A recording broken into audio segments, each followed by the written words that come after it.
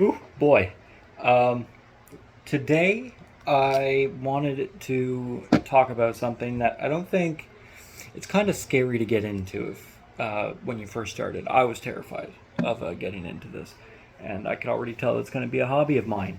Um, when you're first getting into Warhammer 40K mini painting, a lot of people want to look up videos on YouTube and whatnot on, like how do you do it as a beginner, And one big thing that I always find, and it's no like diss or anything like that. I ain't starting anything, trying to, right? I'm fucking nobody. Um, One thing that I always find is like it's kind of hard to explain the hobby as a veteran to beginners in a beginner way. So what I wanted to do today, because I could already tell that I'm going to spend probably thousands of dollars on this. It's going to be like the bags under my eyes now. There's going to be way more. I'm going to look like a fucking skeleton after I'm at my like $2,000 mark. um, what I wanted to start today to do is explain how you would get into it in the sense that it's like what are the things you want to look for when you're starting Warhammer painting, right? This is coming from somebody who has quite literally like 2 days, maybe half a week, if we're being charitable, on Warhammer painting. So, what I want to start out with is the tools because there's not much point in getting into the hobby if you don't have the tools for it. And these tools, technically, on the very like base level, they're optional. You don't really need them. I guess the only one that you really need, and one that we're going to start out with, is your clippers. The clippers here, they are very specific, but you don't have to get Citadel type clippers, right? You don't have to get the starter kit for these clippers. The only reason why these are useful is because if you can see, is they're kind of flat here. They kind of do have a diagonal, it goes flat, and then it kind of goes up in the little diagonal here. But then the diagonal here is a lot more angled, right? Now, the reason why these are really useful is because if you take your mold here or your pieces and you see how they're connected here, the way that these clippers work is you're going to take the flat side and you're going to try and get as close as you can to that piece, as close as you can, and snip. There we go. And when you do that, sometimes, not all the time, sometimes, there will be nubs left.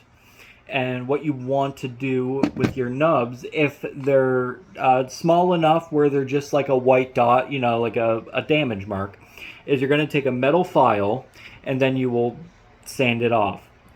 Now, the next tool that you would like that would greatly increase your quality, I guess, is if the nubs are big. Let's say I clip it. Here, let's clip it. Let's clip this piece.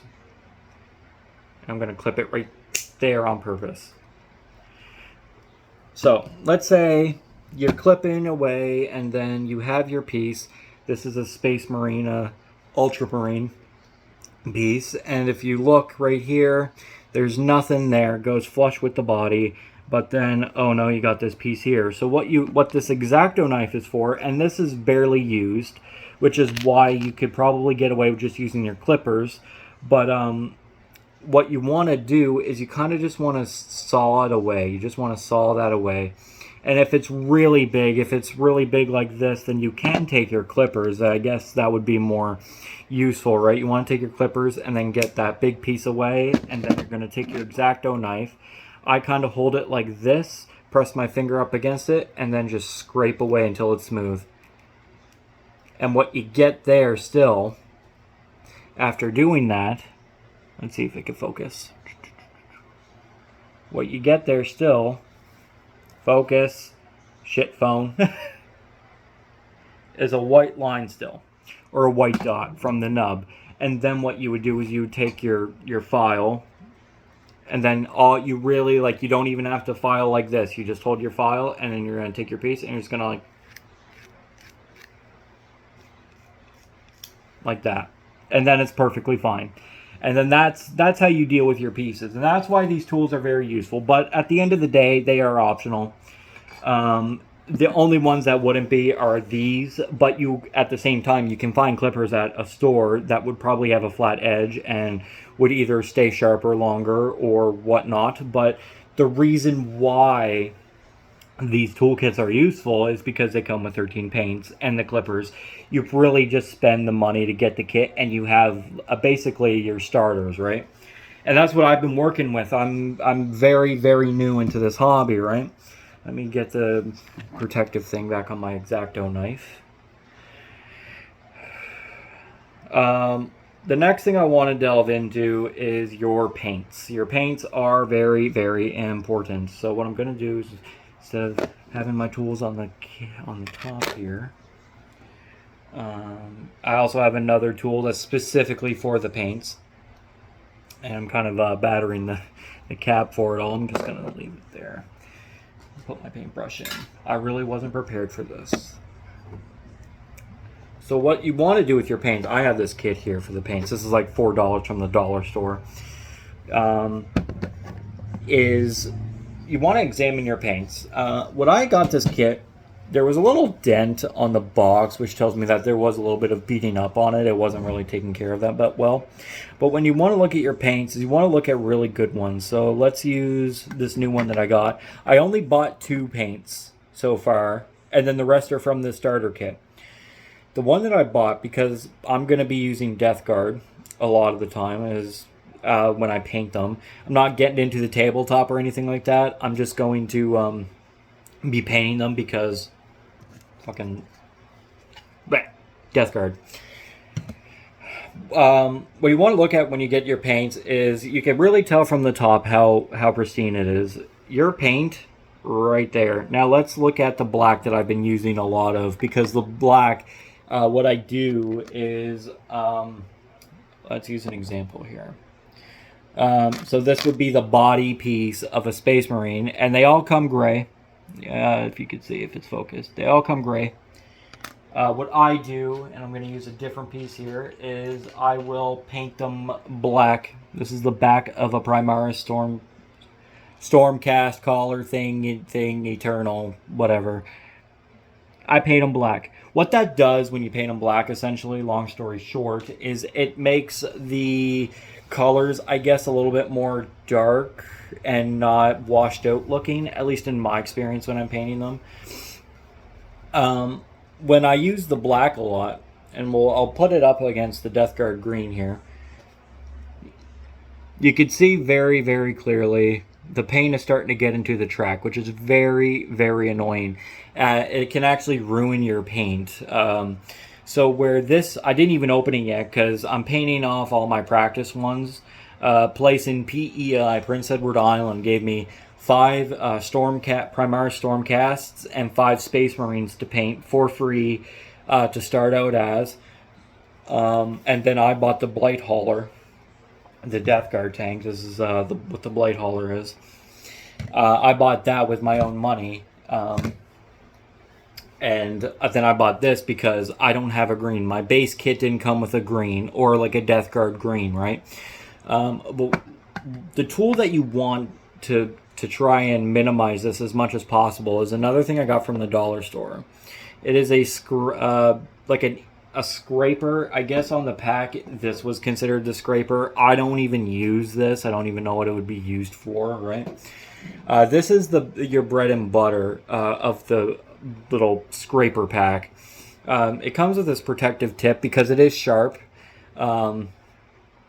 The tool is sharper than it looks, and it does have this little point. Let's see if it actually catches it on camera. It has this point right there that kind of like arches up, and what that does is, instead of, you can scrape it towards you, but that point allows it to essentially, like, let me get the paint to easily describe it. What that paint does is when you open your paint, You have that little mess right there. And you essentially just set this underneath, and then you can just drag it along. And you can get all that stuff out. That'll allow you to fully shut your Citadel paints as best as you can, as tight as you can, so no air gets to them. Little, I guess, short story. I'm ADHD, so none of my fucking stories are short. But what I experienced, and it actually resulted in me ruining the actual paint, is I have in my pack a color here. It's called Armageddon Dust. This is what it looks like. That looks very bad, doesn't it? What Armageddon Dust is, and I don't know if it's because it's a technical paint and not a base paint, is when I opened it... I gotta shake it, see? It started separating. I don't use this a lot. I think I used it pretty much twice on Mini, and they weren't for very big spots. When I opened it, the paint that you're seeing now is very, very drippy and wet. It was completely bone dry. When you look into this right here, it looks like it's all dried up and whatnot. It was very dry. And technical paint, to the best of my ability, or my knowledge, rather say, is that it is meant for texture, and what I thought was just dried up paint. So I put water in it, and I essentially turned it into the consistency of a fucking wash, which is what these are, which I'll get into. It's a shade. I call them washes, whatever. It essentially act as the same thing. It's a very, very, very diluted piece of or a thing of paint that you just essentially just glaze over, and it creates a little bit more depth to your color that you want depth added to. That's why you want to keep your paints as shut as possible. And I'll try and use one that's shutting really well. Which one is it? The Bugman's Glow is shutting very well to me. I'm going to shake it up. There it is. It's shaking up. You want to shake them up every time you use them. Maybe not as much as I do. Like whenever I use this to get my base coat on something, I'll shake it up and whatnot, and then open it and use it. And then as soon as I shut it for like maybe 30 seconds or whatever, because I need to add a little bit more onto it, I'll shake it up again. And you probably don't even need to do that. It's probably once every 5 minutes or whatever. I just do it to be safe and keep the paint nice and healthy. So you shake up your Bugsman Glow, and then you open it.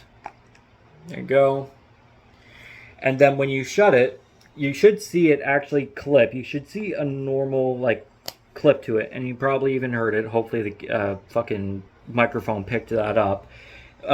What you really want to avoid is when you open up a paint and then you shut it and it doesn't make that nice click sound that tickles your brain noodle, that tickles that fucking wrinkly noodle up in your noggin. That's when you really want to get your scraper. Technically the other thing's a scraper. I'm calling this a scraper. I use it as a scraper. This fucking semantics, right? You want to use that, and you want to clean, and it'll get messy. It'll get very fucking messy. You will get paint on your fingers. You will get paint on someplace, so it's good to have some toilet paper or paper towel close by. So that's why this tool is like, in my opinion, it's an unavoidable that you'll need it. It's a very useful tool, more than this, because this is just a blade version of these, and then more useful than this, which again, if you're cutting very, very, very close, which I usually cut, I'll grip just to make sure that I have it where I want it, is I'll grip right to the tippy top where the clippers are, so I know that it's landing and it's cutting correctly, and this won't be useful then, right? Because you're painting over it. Any white dots that are just light white grazes, little tiny minuscule pieces of damage on the pieces, they won't be as seeable when you paint them, especially if you're using Abaddon Black. That's the color of this, Abaddon Black, when you're using that to cover your pieces before painting them. What I want to get into next is the miniatures themselves. And I'm going to be putting myself in a very embarrassing position here where I want to talk about how scary it can be to paint them. And it's kind of nerve-wracking. I can't paint for shit. I have no fucking depth experience. I have no experience at all in painting. I'll put my head through a canvas of a paint by number if I get over the lines. It pisses me off. Can't do it. Fucking hate it. So, really, I didn't think that I would be doing as good as I was on this. I'm going to show in order. I've only painted 3 miniatures so far. So that's how you know this is coming from somebody who knows fuck all about like the inner workings of painting. And for newcomers that even see this video, I only have 21 subscribers, so you know, I don't expect anybody to fucking watch my video over it. But people who do, you know what? Props to you. Hopefully hopefully this video helps. But what I want to talk about regarding miniatures and when you paint them, your first one is always going to look like shit. There's no avoiding it. You put it together and whatnot, and then you try and paint it, and it will look trashy. It'll look gross. I just spilled some of my fucking paint water. Oh shit. Intermission?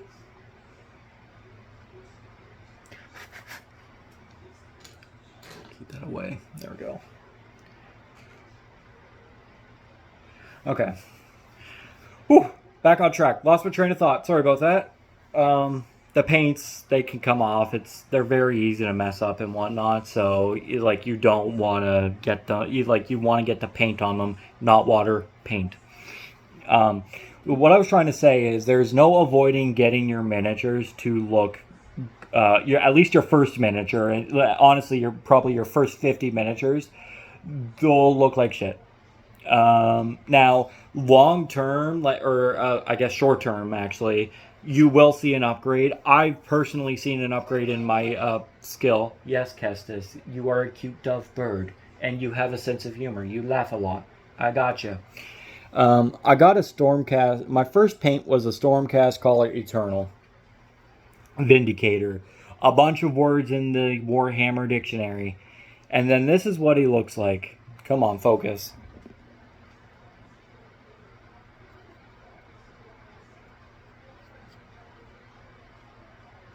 Doesn't look that good. Well, I guess for the first paint, it kind of looks good. But then what I want to show is my second one, which is an ultramarine. And quite literally, you can see an upgrade. If you put them side by side here, you can see an upgrade on how they look. This one is my second one. That's my first. You can see an upgrade instantly of how they look. So short term, you will see an upgrade in your painting abilities. And that's a good thing because it'll push you go further and further to keep trying. And then this is my third one here, which is another ultramarine. There you go. Very, very intricate design there. So that's my third marine. Now, when you put them up against somebody who's doing it for 5 years, and I guess this is what I mean when I say it's kind of hard to talk as a veteran to the beginner experience, even though everybody had to start somewhere. When you put them up to a veteran, theirs are just crazy detailed. They'll use washes, shades, layers, technical, all that stuff. They'll make them look alive. So I guess the reason why I made this video is because I'm still learning. Like, all I do is use bases. I don't use technical paints. I don't use contrast or shades or anything like that. I even have a shade here, Magos Purple, and I guess you can see here what I'm talking about with the cap here. When you put it like that, that will ruin the paint, and it's something to do with the track, and I have to clean it out better. So I got to do that with my scraper tool. Another thing that I want to talk about when you're at least not miniature wise, like when I say miniature, I'm talking about these, your ultramarines. These are very tiny, and I'll actually show you here what I mean by so tiny. Even though, like, you can see they're tiny. When you put them up against a blight hauler, which I guess is the next size up, super, super tiny. And this is a lot more intricate and it's going to take a lot more work. So what I want to talk about is when you get, I guess, to the medium. I wouldn't even consider these medium. I told my mother that these are big, small ones. The medium ones, I'd assume, and this is coming from somebody who has who literally only has 5 Stormcast, 5 Ultramarines, and 1 Blight Hauler. I'd assume the mediums would be your Primarchs, and then the big ones would be your stuff like Belisarius Call and Imperial Knights and all that shit. Those would be your big ones because they're just massive on the tabletop. Those are your on an army formation. It'd be all your Marines and whatnot. Then your I guess your artillery, I'd assume, and then your Imperial Knights. Would be in the back because those are boys you don't want to fuck with unless you just want to have an army of Imperial Knights, which I'd say is probably overkill if you know what they even are. You have a massive sense of humor, Bird. Every time you jump, you're laughing. What I want to get into with regarding the medium ones is very important to have, but there are alternatives, and Citadel is kind of overpriced. One of these will run you $6 Canadian, $6.30 Canadian. So yeah, it gets very expensive. What I have here, which I bought, is Citadel plastic paint, and this is it's stinky. It's just straight like factory chemical, factory waste smell, right?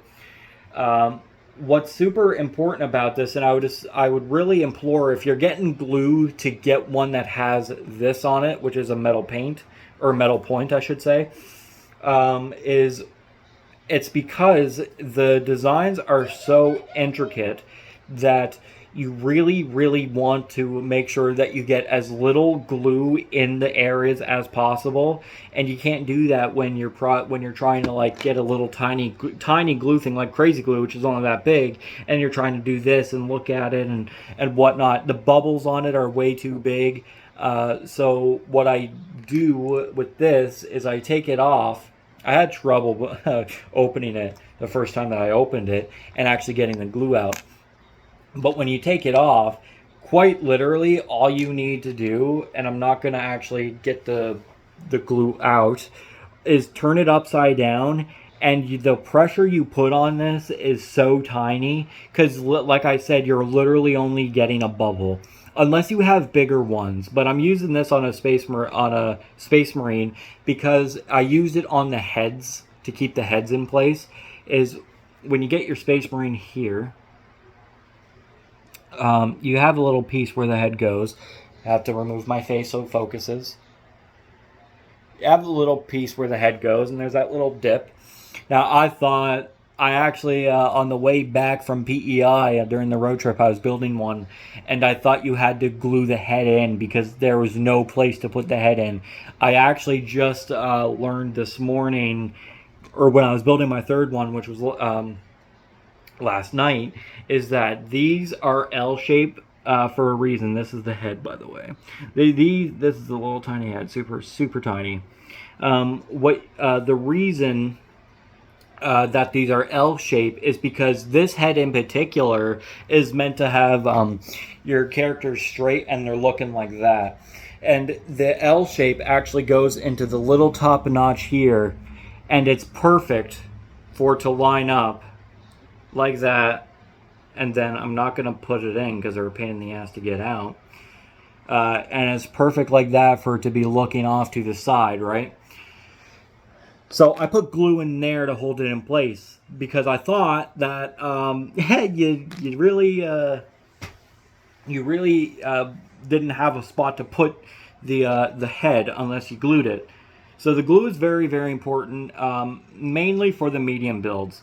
Now I ran into a problem with my Blight Hauler, which is bound to happen. I've heard you get these models, and sometimes during the molding process they're very beat up. And what you can notice on my Blight Hauler here, Not only the fact is it pointy, and you have to press in on those points, so be prepared to either fucking weep or cry or bleed, because especially if you're a Death Guard boy like I am, because Death Guards, they sharp as fuck. What what I had to actually experience here, when this is the first piece that you build, you can see that it's separated a little bit, and I struggled so freaking hard to put that try and get it as close as I can, and that's what the glue would be used for. And in that case, where you want to get the entire scene, is you would keep that pressure on a little bit, not harder. You want to maintain that pressure where you got that little tiny bubble, and you just want to drag it along, and that metal point really does help you guide where you want that glue to land. And unfortunately, I put this piece together before I put the glue on, so it didn't really come out as perfect. And what I ended up having to do to get it as close as I could is I actually had to make a snip somewhere with the clippers where I didn't want. The snip in question is that little piece right there, right here. It's white. It's white. There's some damage marks. It had a little bit of stress put on it. It was causing a lot of stress where it just didn't want to get put together like seamless, right? The same thing here. This is where, if you're getting a blight hauler, it's very, very fucking brutal. Is the rocket launchers, there is a little gap there. There's not supposed to be a gap, so it does get hard to put them together. It's just really good to have the glue with you. Like I said, it doesn't have to be Citadel brand. The paints don't have to be Citadel brand. In fact, most of the veterans don't use Citadel. When I was looking into it, they use something called acrylic oils, which the Nerd Shack here, Gametronics, does sell acrylic oils. They have a Citadel paint rack, and they have miniatures there, which is another thing I wanted to get into, is when you get your miniatures, when you first get them in the package, you get what you see. And I actually have some here that I wanted to get to show. I have Adeptus Mechanicus Skitari. These are exactly what you get. The boxes show you what you're getting in like a little cinematic scene right here, where they're on the fucking ground and they're ready to fuck shit up, because that's what Skitari do. Adeptus Mechanicus, motherfucker. Cyborg bunks if they weren't pacifists, right? And then you see on the back here, you get a close-up of how they look. Very, very intricate, the code and everything. And they'll even show you, like, just if they're push fit. The box should tell you if they're push fit and whatnot. I think that's what the Nurgle one did. I don't know if I still have the box for it. The Nurgle box said push fit on it, and it was that means that essentially what happened, what push fit is when you have these little notches that you're going to put in, and they don't need glue. You essentially have your platform that they go on, and then you line up your notches, and they just go in like that, and they're perfectly fit and snug. In fact, you actually really have to try to take them apart. You really don't want to have to be put in a position where you have to take them apart. You really want to... that's why I paint the pieces separately and then put it together. Hilarious. You landed that jump like a champ, Kestis. So, man, that bird makes me lose my train of thought a lot of the time. Yeah, fucking video. This 28-minute, almost 29-minute video, and all you're gonna hear me saying is,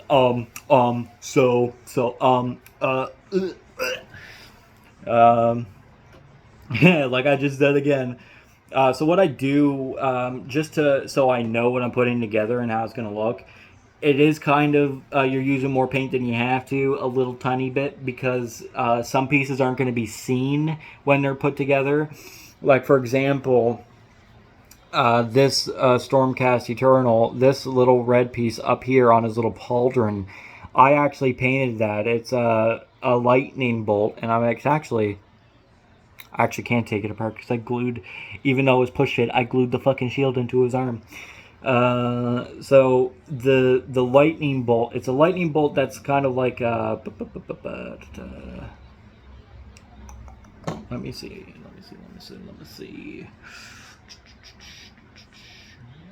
It's you. Hopefully you can see this. It's a little lightning bolt like that. And I actually painted that before I put it together. And the reason why I do that is because you have a lot more control of where you want your paint to go when you actually do that, is when you do it individually. The trade-off is that you do use more paint than you'd have to if you're just modeling, but it is a good hobby at the end of the day, and if you need to use more paint in order to do what you like to do, then it's kind of worth it. That's all I really wanted to talk about. Like I said, it's very, very hard.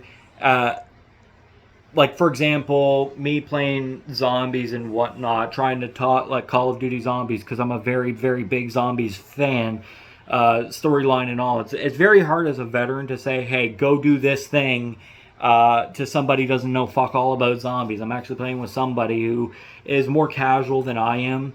So it's very hard for him to tell him to do. Hey, go do this step. Hey, go do the dart game in Firebase Z, so you can get the piece for the Raid K70, Raid K whatever, right? Raid K84, I think it's named. I don't play Firebase Z. Talking from somebody who has literally like half a week at most, and being super charitable, half a week of experience, it would probably, I hope that it's a little bit more inviting to do or to start this hobby, because it is a fun hobby. When you look at all the work you've done, it is a very, very fun and rewarding hobby to do. Last thing I want to touch on before I go is the cost on everything side related. What I mean by that is my Deptus Mechanicus, this box, they're probably about this big, right? It's more of a value thing. It's like, would you be willing to spend $74 Canadian, $77 Canadian on 10, it tells you right there, it's another thing on the box, 10 miniatures about the size of that Ultramarine? For me, yes. Yeah, if I had infinite money, my room, I don't think I would actually be able to walk in my room because the floor would be covered in Warhammer stuff, let alone all the shelving units. My wall, I would fucking glue them on my ceiling upside down so I could see everything I'd done. It's all about value at the end of the day. It's like, what do you want out of Warhammer? Do you just want to read the books, which I do have the book. I have a book that I'm working on right now, Horus Rising. This book I got at Indigo and PEI, and it is $12 Canadian, and it is quite the doozy. When you go look at all the books, there are 34 books in the Horus Rising era, and then there's, I think, the Solar Temple, which brings it up to 54 books, and they're all like roughly that size, right? So there's a lot there. And that would be another thing about you, is you got to ask yourself, do you like dark, grim, some people would say grimdark fantasy, or not fantasy. That just made me a heretic in the 40K world. Grim, dark, sci-fi. But to say fantasy again. Jesus, I don't even like Warhammer Fantasy. Fuck Age of Sigmar. That probably put me on some sort of fucking death list of somebody who owns a Death Note. So if I die during this video, then hey, at least you get some fucking psychotic entertainment for those psychos out there. Regarding your value, the reason why you got to ask yourself that question is because, yeah, you can get one box at the end of the day and be like, you know what, that's all I want to do. Wasn't for me, whatever. But the reason you really want, for me personally, I had to I had to have one of those mental conversations with myself, is that yes, I could have just took the free ones that I've gotten. I got the free Stormcast and the free Ultramarines ones. I could have taken those and just been like, you know what? That's all I want to do. I got free shit at the end of the day. Why would I want to spend like $40 fucking dollars or $50 on a toolkit that I'm not going to even use after all this? So it's really good to you do this as a hobby and not as a one-time thing. And that's why when I actually get good and I get all the paints, because I'm probably going to, my fucking wallet is crying right now. That's another thing. The memes are fucking true. You like Warhammer? You must be fucking rich. You must live that bougie motherfucking lifestyle every day, all day. Very, very, very expensive hobby.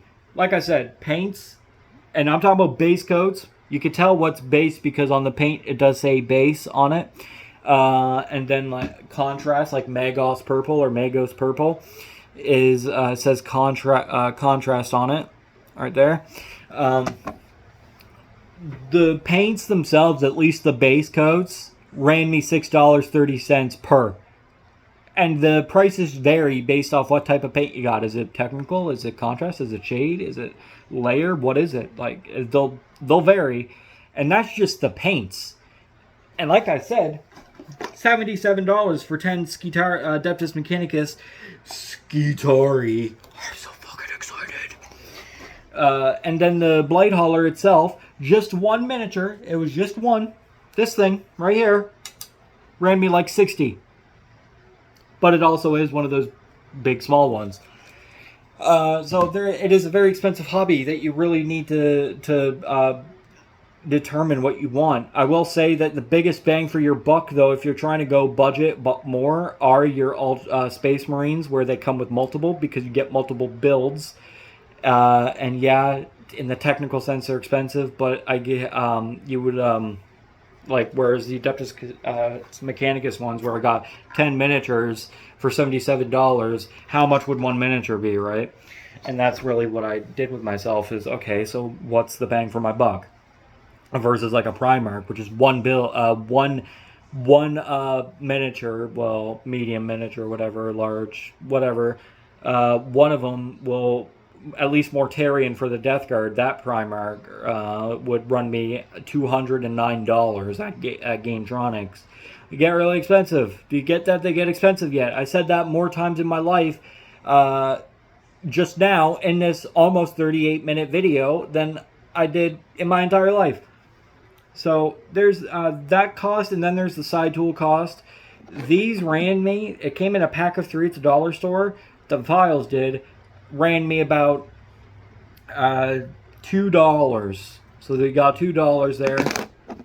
And then the X-Acto knife, I think, ran me $3 or $4. I forget. They changed their price. The dollar store, sometimes shit don't cost $1. Isn't that crazy?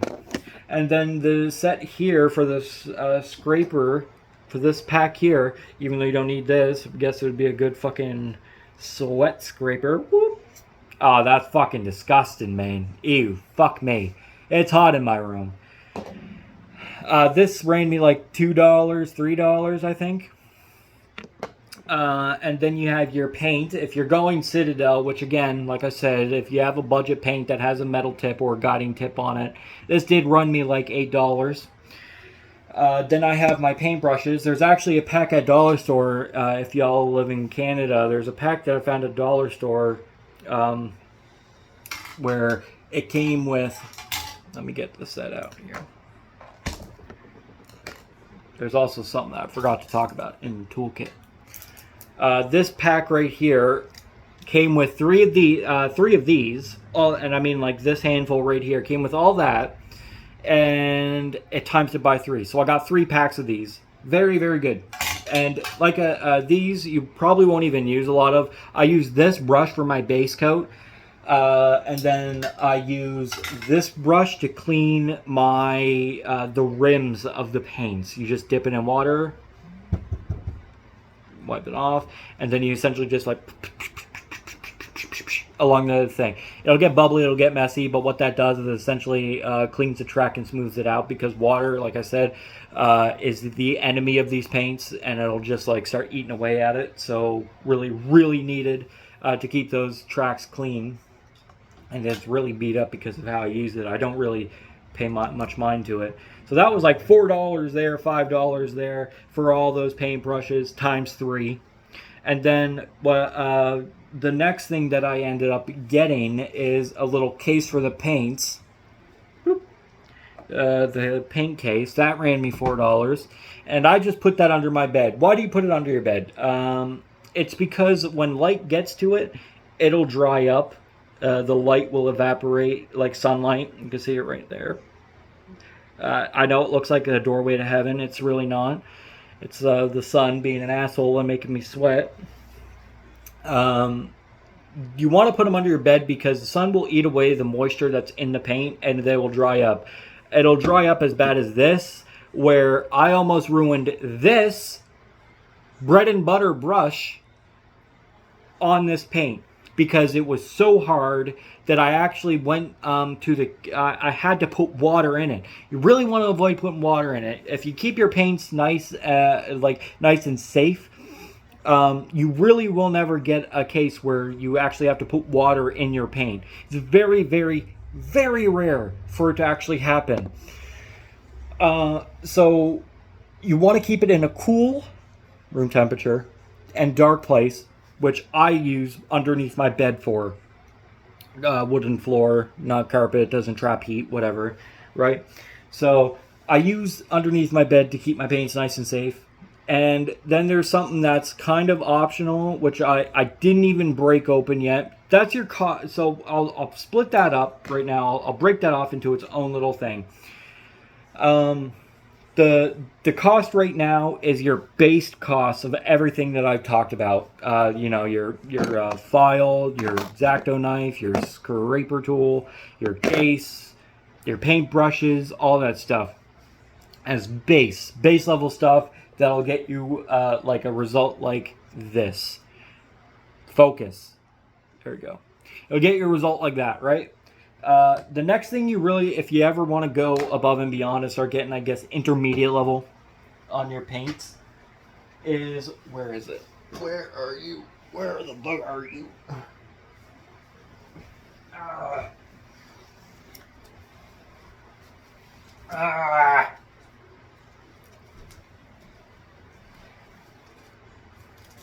I got it. I'm coming back. I do be coming back. This stuff is all bought from the dollar store. This is for intermediate. They are called wet palettes. What that does is, and I'll try and explain it in a very, I guess, easy way. So, as easy as I can.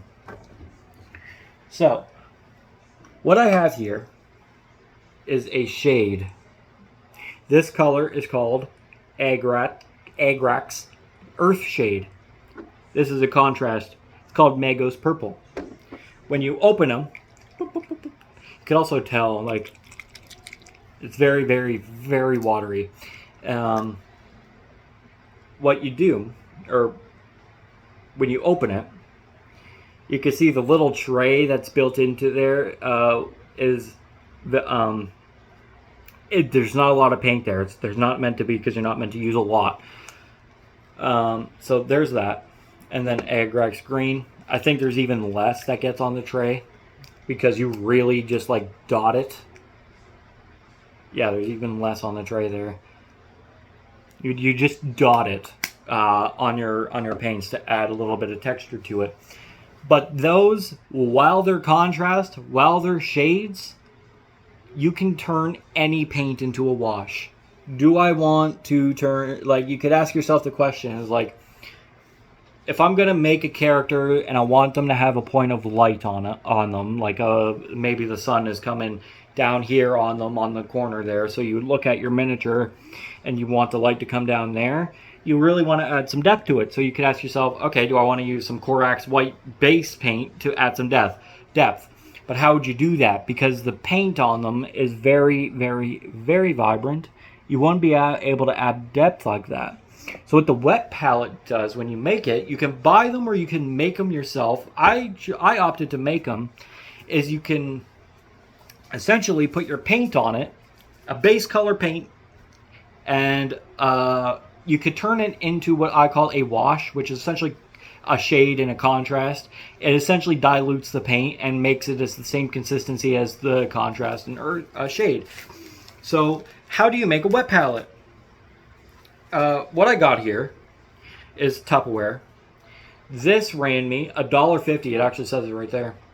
I got a Tupperware container. Do you need a Tupperware container? No. What you need is this. You need your lid. This is going to be your wet palette. So you would set it down here. You would get some paper towel, and you would put it in here. Then you would get sponge towel. Sponge towel, I got at dollar store as well. $5, a little bit more expensive, I guess. And then you would put it on top of your paper towel.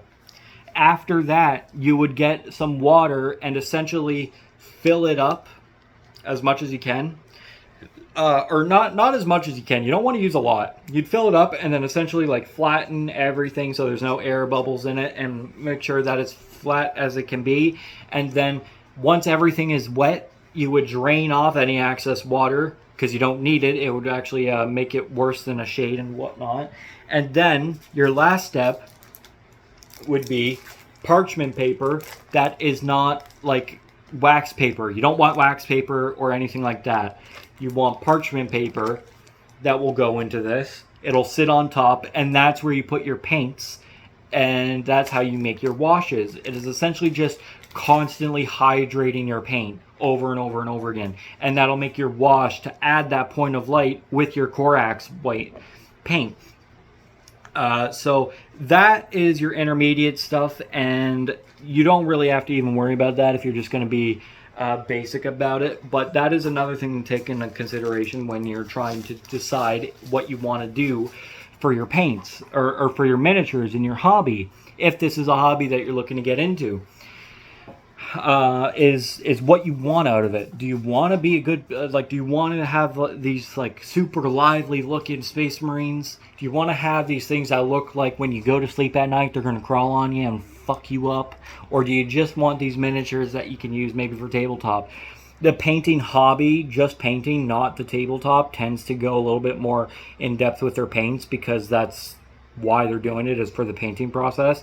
Whereas the tabletops, they can do both. Like, don't write off the detailed paints if you're doing tabletop, but the reason why you would see more basic ones like these Space Marines that I have is because they're literally there as fucking game pieces.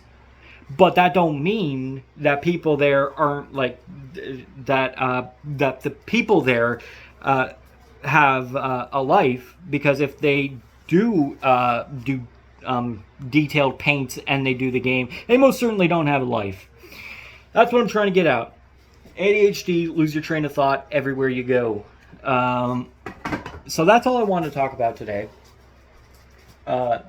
This is getting to be a massive hobby for me, and I thought, you know what? If I can get some people into this hobby with my 2 cents, 48 cents. Yeah, 48 cents. I might as well try. So that's all I wanted to talk about. Long ass video. I ain't gonna fucking edit it. Who edits? That's a bad look. I don't edit because I'm doing this on a phone. Leave me alone. I'm Nero Blackstone. So that's all I gotta say regarding Warhammer. I ain't gonna be a Warhammer channel. I might do like little painting videos, maybe, if I ever get like a stand or something like that for my phone where I can just like point it and then paint it along with me. But other than that, that's really all I gotta say. I hope this was informative. I hope it was very useful for y'all, because if not, then I spent 49 minutes not being of use, which I'm no stranger to, but you know what? I hope I'm of use, so fuck you. That's all I gotta say. Have a good day. Bye-bye.